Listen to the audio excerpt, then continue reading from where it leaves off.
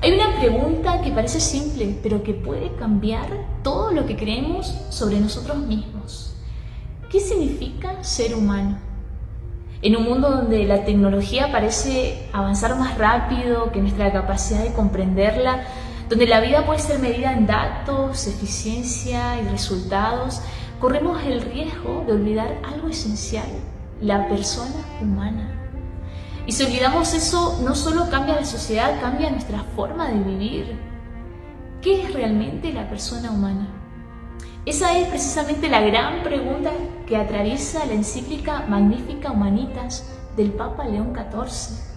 Este documento no es solo un manual técnico sobre inteligencia artificial, tampoco es una crítica simplista al progreso científico. Lo que hace es ir mucho más profundo, va a la raíz del problema, a la fundamentación antropológica de nuestra cultura tecnológica.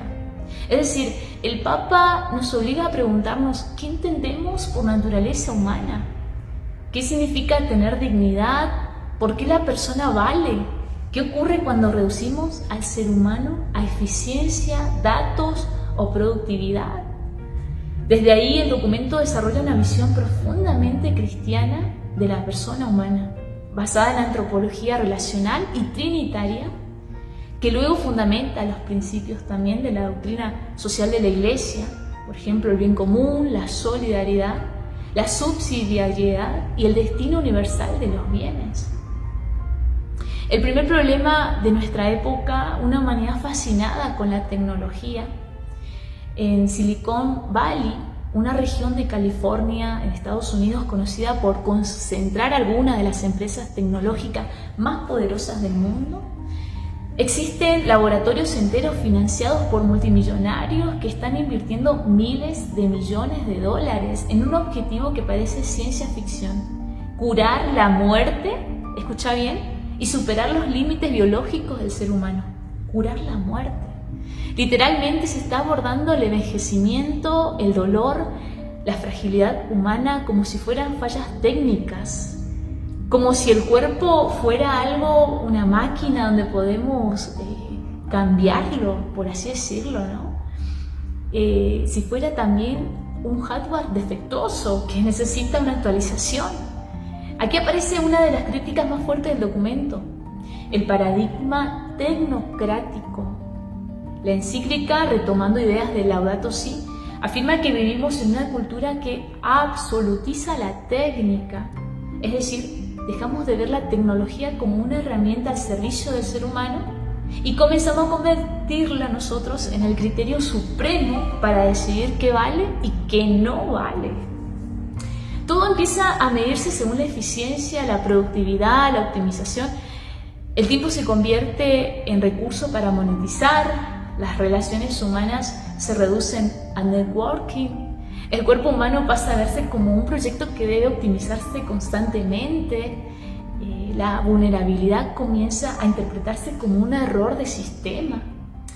Y entonces aparece una pregunta decisiva: ¿qué significa seguir siendo humanos en una civilización obsesionada con la eficiencia? A ver, de vuelta, ¿qué significa seguir siendo humanos en una civilización obsesionada con la eficiencia? En segundo punto tenemos la dignidad humana, una dignidad ontológica. Y la respuesta del documento comienza desde la antropología cristiana. La encíclica afirma que la dignidad humana es ontológica. Puede sonar técnico, pero la idea es muy sencilla. La persona humana tiene dignidad por el simple hecho de existir. No vale porque produce, no vale porque es eficiente, no vale porque genera, no vale porque sea útil o porque gane tanto dinero, vale porque es persona, punto. Y esto hoy es contracultural, es profundamente contracultural, porque nuestra sociedad constantemente nos mide como si fuéramos dispositivos tecnológicos: cuánto rendimos, cuánta productividad tenemos, qué tan rápido trabajamos, cuánto aportamos, cuántos datos generamos, etc. Y la lógica actual parece decir: si produces, vales, si eres eficiente, sirves. Pero la antropología cristiana rompe completamente con esa lógica y el documento insiste en algo fundamental. Dios no ama personas útiles, ama personas. Y aquí aparece una diferencia enorme entre una máquina y una persona humana. Una inteligencia artificial puede procesar millones de datos, analizar patrones, producir respuestas impresionantes, pero no ama, ojo, no sufre, no posee conciencia moral, no experimenta la realidad, puede simular empatía, pero jamás podrá vivir el dolor real de una pérdida, o el peso de un perdón sincero, o la experiencia humana de la fragilidad. Jamás una máquina no podrá sentir todo eso. Y acá aparece en una imagen poderosa. Imaginemos una computadora capaz de escribir el poema más conmovedor del mundo sobre el sufrimiento humano, por ejemplo. Tal vez incluso podría hacernos llorar, pero esa máquina jamás ha derramado una lágrima. Nunca sintió un nudo en la garganta, como sentimos nosotros los humanos. Nunca atravesó el dolor, nunca experimentó el amor. Ahí está la diferencia radical entre procesar información y habitar verdaderamente el mundo que Dios nos ha regalado. La antropología trinitaria y relacional que aparece en el documento da un paso mucho más profundo, que dice, no solamente afirma que el ser humano tiene dignidad, esta antropología, sino que también explica por qué la tiene. Y aquí aparece una idea central: la persona humana está hecha a imagen de un Dios trinitario, es decir, un Dios que no es soledad, sino comunión de personas. Por eso el ser humano tampoco puede realizarse en el aislamiento, en la soledad. La antropología cristiana sostiene que estamos hechos para la relación. En primer lugar, la relación con Dios, la relación con los demás y la relación con la creación, con todo lo que Dios nos ha regalado. Esto es algo muy importante porque choca frontalmente con el individualismo extremo de nuestra cultura. Hoy vivimos hiperconectados, tenemos miles de seguidores, estamos permanentemente en línea y aún así existe una enorme soledad. ¿Por qué? Porque muchas veces las plataformas digitales ofrecen simulación de relación, pero no verdadera comunión.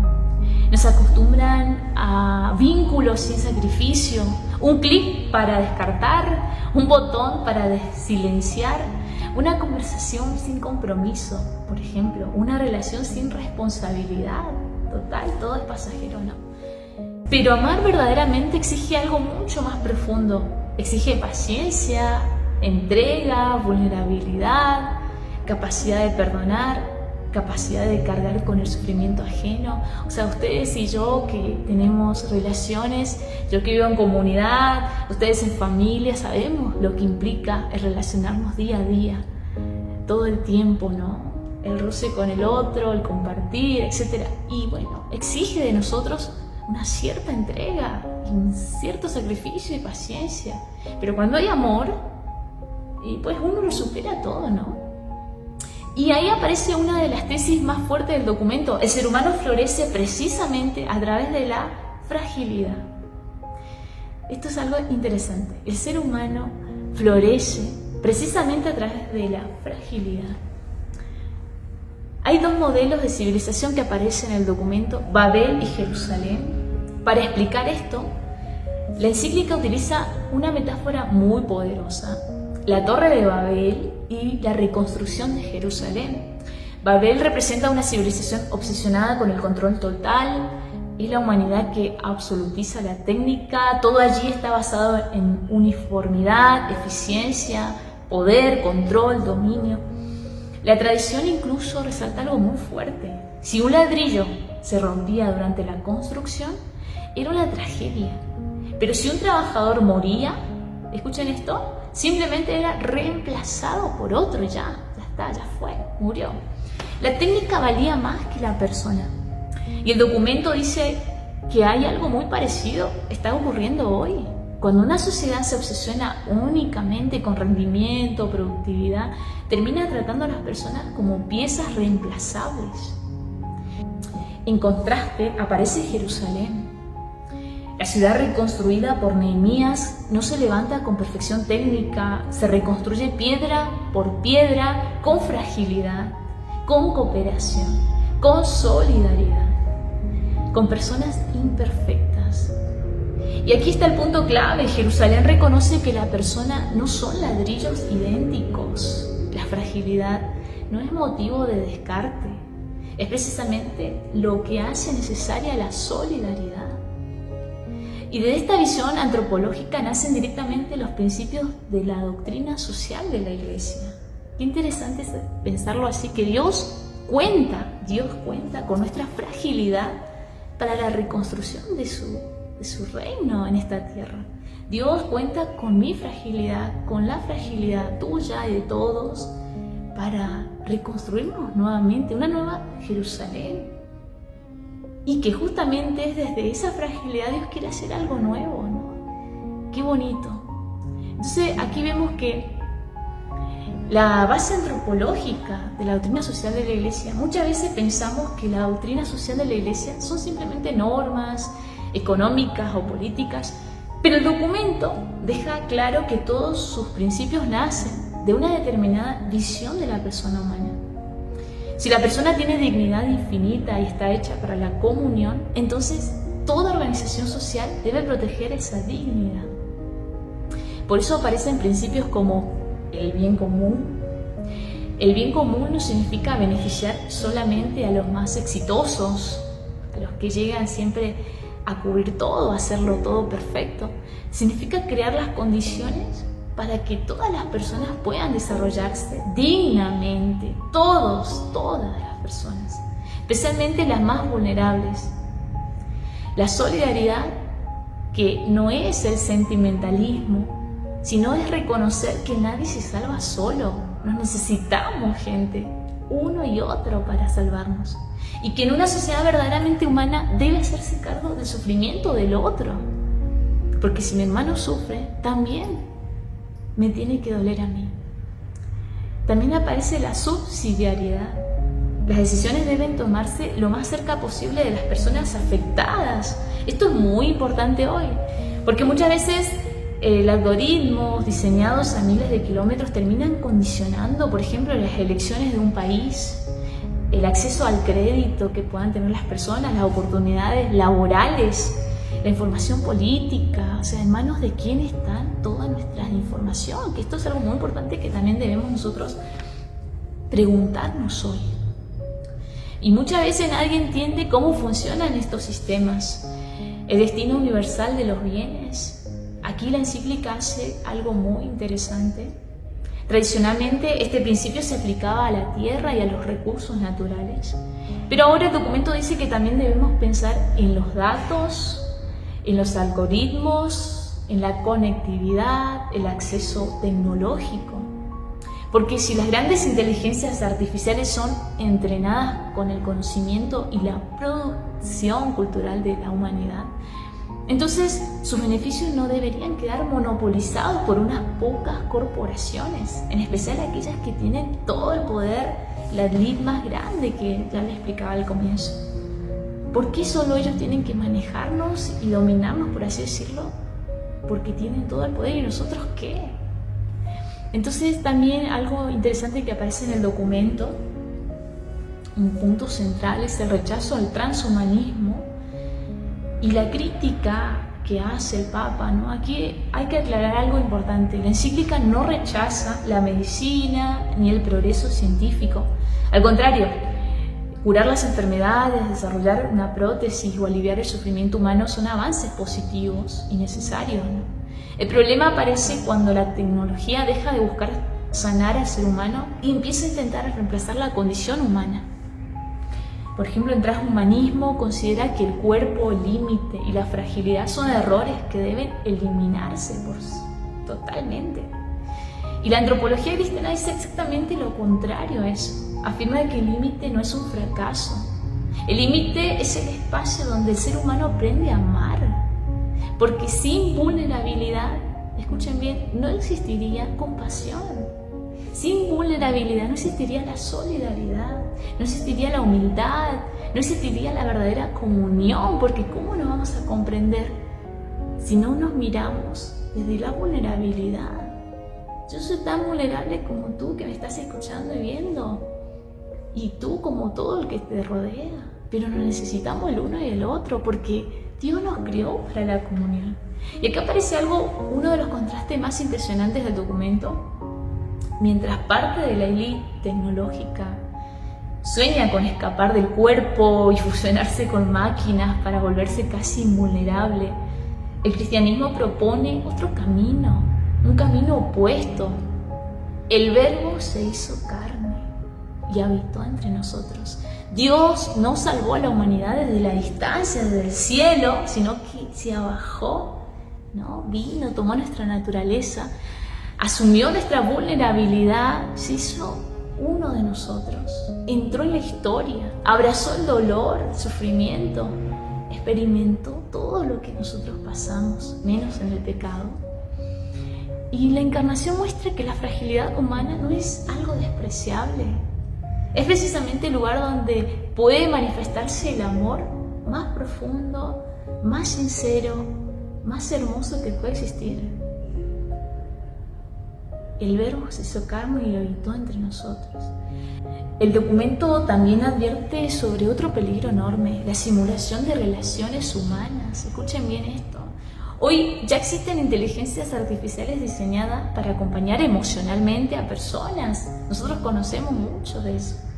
Pueden escuchar, responder con tono cálido, dar consejos, simular empatía. Pero aquí parece una pregunta muy seria que debemos hacernos. ¿Qué sucede cuando comenzamos a preferir relaciones artificiales antes que vínculos humanos reales? Porque las relaciones humanas verdaderas son incómodas, exigen paciencia, exigen sacrificio, exigen aceptar la imperfección del otro. Una máquina programada para complacernos constantemente puede volvernos intolerantes a la fragilidad humana real, y eso es gravísimo desde la antropología cristiana, porque la persona humana solamente madura en el encuentro auténtico con el otro. Y como conclusión, la gran decisión de nuestra época, al final, Magnífica Humanitas, no condena la tecnología, entiéndanlo bien, no condena. La encíclica reconoce que la inteligencia artificial, la inteligencia humana, la ciencia, la técnica son dones valiosos que Dios ha dado a la humanidad. El problema aparece cuando el progreso técnico avanza muchísimo más rápido que nuestro desarrollo moral. Por eso el documento insiste en que toda tecnología debe estar subordinada al desarrollo humano integral. Y aquí queda planteada la gran pregunta de nuestro tiempo: ¿qué tipo de humanidad queremos construir? ¿Una nueva Babel basada en el control, la eficiencia extrema, el descarte de los débiles? ¿O una Jerusalén construida desde la solidaridad, la verdad, la dignidad humana y el reconocimiento de nuestra fragilidad compartida? Tal vez la forma más profunda de resistencia humana hoy sea recordar algo muy simple. Nuestra dignidad no depende de nuestra productividad, no depende de nuestros datos, no depende de nuestra eficiencia. Nuestra dignidad nace del hecho de ser personas humanas, personas capaces de amar, capaces de sufrir, capaces de caerse y levantarse, capaces de entrar en relación. Y quizás justamente allí, en esa fragilidad que el mundo intenta eliminar, se encuentra aquello más profundamente humano. Quizás todo esto nos deja finalmente frente a la pregunta más importante de nuestra época. Una pregunta que atraviesa toda la encíclica y que también es válida para nuestra vida cotidiana. ¿Qué significa seguir siendo humanos? Tal vez el gran desafío de este siglo no sea solamente desarrollar máquinas más inteligentes, sino evitar que nosotros mismos dejemos de vivir como personas humanas. Muchas gracias por acompañarme en esta reflexión. Un abrazo.